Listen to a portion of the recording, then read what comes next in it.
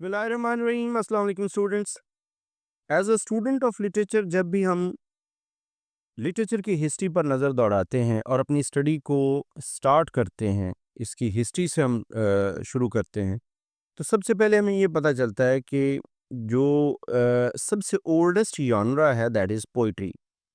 और पोइट्री को फिर ग्रीक पीरियड में फर्दर दो हिस्सों में डिवाइड किया गया। एक हिस्सा नैरेटिव पोइट्री कहलाया, second was taken as dramatic poetry. और ये जो डिवीजन है ये हमने आपने सब ने एरिस्टोटल की पोइटिक्स में पढ़ी।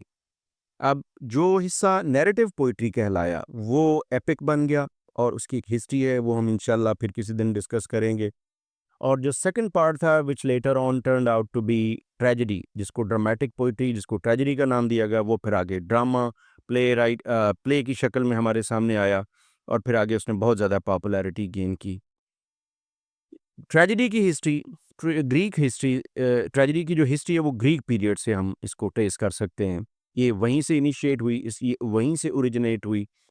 तो ये एक चूँकि बड़ी एक रिच हिस्ट्री है, ग्रीक पीरियड बहुत रिच है, तो इसलिए जब भी आपने प्ले पढ़ना हो, ड्रामा पढ़ना हो और ख़ास तौर पे अगर ट्रेजेडी पढ़ना हो, तो हमें सबसे पहले ग्रीक पीरियड की हिस्ट्री और ट्रेजेडी की हिस्ट्री को हमें पढ़ना चाहिए।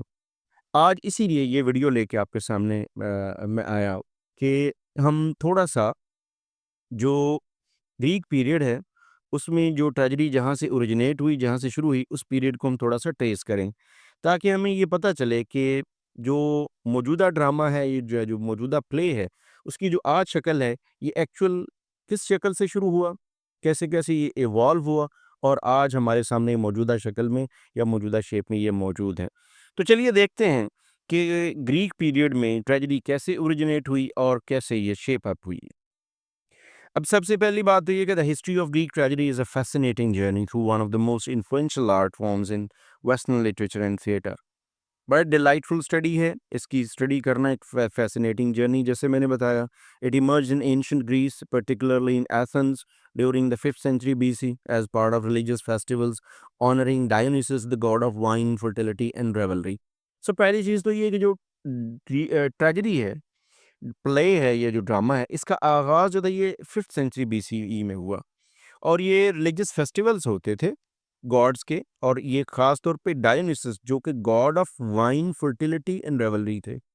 ये उनकी एज़ाज़ में जो फेस्टिवल्स होते थे, तो वहाँ पर सॉन्ग्स की शक्ल में स्टेज के ऊपर, और बाद में फिर लेटर ऑन एक एक्टर जो था वो उस कोरस या सिंगर्स के साथ मिल जाता था और स्टेज पे आके लोगों के लिए, जो कि ऑडियंस का रोल प्ले कर रहे होते थे, वहाँ जो लोग उस मेले पे या उस फेस्टिवल पे इकट्ठे होते थे, तो ये वहाँ से ओरिजिनेट होती है।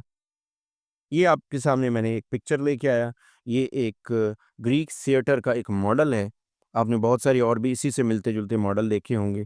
तो ये एक मॉडल है। ये जहाँ आपको ये सीढ़ियाँ नज़र आ रही हैं, यहाँ सारी ऑडियंस थी और जो दरमियान में आपको चबूतरा नज़र आ रहा है, जो बैक साइड थ यहाँ पर आपके जो कैरेक्टर्स थे वो प्ले करते थे। ओरिजिन्स में आएँ तो सबसे पहले जैसे मैंने बताया कि इसकी रिलीजियस रूट्स हैं। Tragedy originated from the Dionysian festivals where choral songs, dithyrambs were performed in honour of Dionysus. These performances evolved into more structured narratives. First of all ये सॉन्ग्स होते थे जैसे फेस्टिवल्स में, और बाद में फिर इसकी एक स्ट्रक्चर्ड नैरेटिव बनना शुरू हुआ, इसका स्ट्रक्चर बना और इसमें आहिस्ता-आहिस्ता लैंग्वेज और इसमें एक्टर्स जो है वो ऐड होते चले गए। अब एटिमोलॉजी वर्ड ट्रेजेडी की क्या है? It comes from the word Greek tragedy word, जो word that is tragedia meaning goat song. So actually ये गोट सॉन्ग इसको वहाँ से डिराइव किया गया। Possibly link to the practice of sacrificing a goat और the satyr plays that accompany tragedies. तो ये गोट सॉन्ग इसलिए भी है कि उस वक्त गोट की एक कुर्बानी दी जाती थी। ये सैटर प्लेज होते थे जो ट्रेजेडीज के साथ साथ उस वक्त होते थे, तो ये शायद उसकी तरफ इसका हवाला है। अराउंड 6th सेंचुरी बीसी थेस्पिस, जो कि जिनको फादर ऑफ ट्रेजेडी कहा जाता है, he introduce for the first time the idea of a single actor interacting with the chorus, making him the first actor in theatrical history। तो उन्होंने सबसे पहले थेस्पिस ने सबसे पहले ये एक कैरेक्टर, एक एक्टर को इंट्रोड्यूस करवाया। इससे पहले सिर्फ कोरस होता था, सिंगर्स थे जो सॉन्ग्स गाते थे डायोनिसस के फेस्टिवल में, फिर एक एक्टर इसमें सबसे पहले इंट्रोड्यूस हुआ, ये अर्ली डेवलपमेंट है। अब इसका जो की पीरियड है that is 5th century BCE before the जो कॉमन ईरा है, before common era, 5th century before common era. The golden age of Greek tragedy occurred in Athens during this century with the three towering figures defining the genre. अब as a student आपको ये याद रखना है कि whenever we study the history of tragedy तो तीन बड़े नाम, और ये आपने इसको एक ऑर्डर में पढ़ना है। First of all here comes the father of tragedy that is Aeschylus, around 525 to 456 BC इसका पीरियड बनता है। इसकी इनोवेशंस क्या थी? He added a second actor, allowing for dialogue and conflict. इसने second actor ऐड किया, इससे पहले एक एक्टर था, इन्होंने दूसरा एक्टर ऐड किया और इस तरह से डायलॉग और कॉन्फ्लिक्ट स्टार्ट हुई। He reduced the role of the chorus and increased the importance of individual characters. जाहिर बात है जब एक कैरेक्टर आपका ऐड हुआ तो कोरस का जो रोल था वो आहिस्ता आहिस्ता मिनिमाइज होता चला गया, तो जो दोनों कैरेक्टर्स थे वो स्टेज के ऊपर आपस में कन्वर्सेशन बातचीत करने लगे, तो इस तरह से डायलॉग्स जो हैं वो इमर्ज होना शुरू हुए। इनके फेमस वर्क्स में the Oresteia trilogy, Agamemnon, the Libation Bearers and the Eumenides. ये एक ट्रिलॉजी है, इसके 3 हिस्से हैं। ये भी आपके कोर्स में शामिल तो शायद ना हो सकता है कि किसी और कुछ यूनिवर्सिटीज़ में है, कुछ में नहीं है। बहरहाल इनकी एक स्टडी जो है करना ये बहुत ज़रूरी है और ये बड़ी इंटरेस्टिंग स्टडी है। Here lies the very first tradition father of tragedy that is Aeschylus. Then comes Sophocles, जो हमारे लिए सबसे ज़्यादा फ़ेमिलियर है, जिसको सबसे ज़्यादा हमने पढ़ा है, 497 to 406 BC. He further refined the art form. What are his innovations? इन्होंने एक थर्ड एक्टर ऐड किया, एनहांसिंग ड्रामेटिक कॉम्प्लेक्सिटी। जैसे ड्रामेटिक कॉम्प्लेक्सिटी बढ़ती चली गई इससे। Focus on human dilemmas and individual characters, जैसे इडिपस टेक्स्ट में देखा, इंसान की मसाइल डिस्कस होना शुरू हो गए, इंडिविजुअल कैरेक्टर्स ऐड होना शुरू हो गए, कहानी प्लॉट बाकायदा एक बनना शुरू हो गया। और इसके फेमस वर्क्स में फिर एडिपस रेक्स, ये भी ट्रिलॉजी है, Oedipus the king, Antigone, Electra, Oedipus at Colonus इसकी ट्रिलॉजी का हिस्सा है। ये सेकंड फेमस ट्रेजेडियन है। तीसरे बड़े tragedians tragedian that is Euripides from 480 to 406 BC. He is known for his realism and psychological depth. ये और डेवलपमेंट आगे इनके दौर में हुई। इन्होंने क्या चीज़ अपनी ऐड की? इन्होंने he portrait more complex flawed and relatable characters. ज़्यादा साइकोलॉजिकली कॉम्प्लेक्स, ज़्यादा जिनमें वीकनेसेस थी वो, ज़्यादा रिलेटेबल कैरेक्टर्स, कहानी का कैरेक्टर्स का स्कोप थोड़ा ब्रॉड किया सोसाइटी के, और जो डिफरेंट सेक्शंस ऑफ सोसाइटी थे they were included in the this framework of characters. And he introduce controversial themes and question traditional values. Traditional values challenge होना शुरू हो गई, कंट्रोवर्सी आई। तो ये थर्ड बड़े आपके जो ट्रेजेडी राइटर हैं जिनके दौर में बहुत डेवलपमेंट हुई। मीडिया है इनके फेमस वर्क्स में, द बेकाई है, हिप्पोलिटस है, ट्रोजन वुमेन है। सबसे बड़ा मीडिया जो हमारे यहाँ यूनिवर्सिटीज़ में पढ़ाया जाता है। तो ये हमारे तीसरे बड़े ट्रेजेडियन हैं। 3 बड़े ट्रेजेडियन, और इन तीनों को अगर आप स्टडी करेंगे तो आपको ग्रीक जो ट्रेजेडी है उसकी अंडरस्टैंडिंग बनेगी। की ट्रेड्स क्या है? इसके स्ट्रक्चर में अगर हम आएँ तो सबसे पहले हम अक्सर देखेंगे कि इसमें एक प्रोलॉग होती है। प्रोलॉग मीन्स इब्तिदाइया या start, introduction of the theme. यहाँ थीम को इंट्रोड्यूस करवाया जाता है। Then most of the time there is parodos, entrance song of the chorus, ये पहला सॉन्ग होता है। एपिसोड्स हैं, मेन एक्शन सीन्स, ये पैराडॉस के बाद मुख्तलिफ एपिसोड्स हैं। एक्शन के जो जो सीन्स हैं वो एक-एक, 2-2, 1, 2, 3, 4 इस तरह से आगे रिपीट होते हैं। स्टैसिमन है, coral odds reflecting on the action. ये बीच में इन तमाम एपिसोड्स के बीच में कहीं-कहीं कोरस के सॉन्ग्स हैं जो इस एक्शन को रिवील भी करते हैं, एक्सप्लेन भी करते हैं। एंड एक्सोडस है, कंक्लूजन एंड रेज़ोल्यूशन, ये आखिरी इसमें सॉन्ग भी होता है और आखिरी सीन भी होता है। थीम्स में अगर आ जाएँ, पहले हमने स्ट्रक्चर की बात की, अगर हम थीम्स में आ जाएँ तो सबसे बड़ा theme that is fate versus free will, जो कि एक बड़ा फेवरेट थीम है ग्रीक ट्रेजेडी का। Hubris, excessive pride leading to downfall. Again, we can refer to Oedipus Rex. Moral and ethical dilemmas, Oedipus Rex, और आपके सामने मीडिया भी है, आगामेम्नॉन भी है। The role of the gods in human affairs, कैसे gods की जो प्री ऑर्डेन्ड इंसानी जो फेट है उसके लिए उनकी जो रिट होती है। ये इस तरह के थीम्स आपको इसमें मिलेंगे। कोरस है, जो शायद आप कह लें कि फाउंडिंग जो इसके ट्रेड्स थे या फाउंडिंग कंपोनेंट्स हैं, इंग्रेडिएंट्स, उनमें से कोरस आता है। Acted as a narrator, commentator and a bridge between the audience and the actors. ये हमारी एक अलग से वीडियो भी है, रोल ऑफ कोरस, उसमें आपको ये मिलेगा। तो ये नैरेटर भी हैं, कमेंटेटर भी हैं, bridge between the audience and the actors, and they represented a collective societal और मॉरल व्यू पॉइंट्स। ये एक तरफ तो सोसाइटल व्यू पॉइंट्स दिखाते हैं, उनको ये एक्सप्लेन करते हैं। At the same time they are the mouthpieces of gods and goddesses. फिर एक्टर्स एंड स्टेजिंग है, performed by male actors wearing mask and costumes. उस वक्त फीमेल एक्टर्स का रवाज नहीं था। मुख्तलिफ, अगर आपने मुख्तलिफ रोल करना है तो आपको मास्क पहनना होगा, कॉस्ट्यूम चेंज हो जाते थे। Limited number of actors with each playing multiple roles होते थे। एक्टर्स थोड़े थे तो इसलिए वो अलग अलग रोल मास्क पहन के करते थे। Simple sets in the use of the orchestra, performance space and skin. Background building जो बनाई जाती थी और सेट लगाए जाते थे, ऑर्केस्ट्रा था, म्यूज़िक था। इसी तरह नेक्स्ट जो एक बहुत बड़ा इंपॉर्टेंट थीम है, दैट इज़ ट्रेट, इसमें रोल ऑफ द गॉड्स है। डिवाइन इंटरवेंशन बार बार होती थी, often in the form of deus ex machina played a crucial role in the resolution of plot. ये in the form of written, जो writ of the fate है उसकी तरह, यानी जो एक प्री रिटन इंसान की किस्मत है, जो एक बिलीफ था, ग्रीक बिलीफ था, ये उसकी शक्ल में ग्रीक जो गॉड्स थे वो इन कैरेक्टर्स की लाइफ में इंटरफेयर करते थे। तो ये कुछ ट्रेड्स थे, ये स्ट्रक्चर था ब्रीफ, और ये आपके सामने तीन बड़े ट्रेजिडियंस मैंने रखे।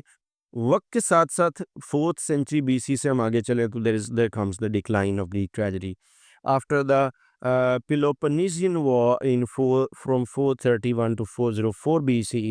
Athens declined politically and culturally. याद रखिए कि आपकी जो ट्रेजेडी है ये डेवलप हुई एथेंस में, जो कि बड़ा एक पिवटल और वाइटल एक सेंट्रल जिसकी इम्पोर्टेंस थी ग्रीक में, ग्रीक हिस्ट्री में। ये ग्रीस से जो कंट्री था।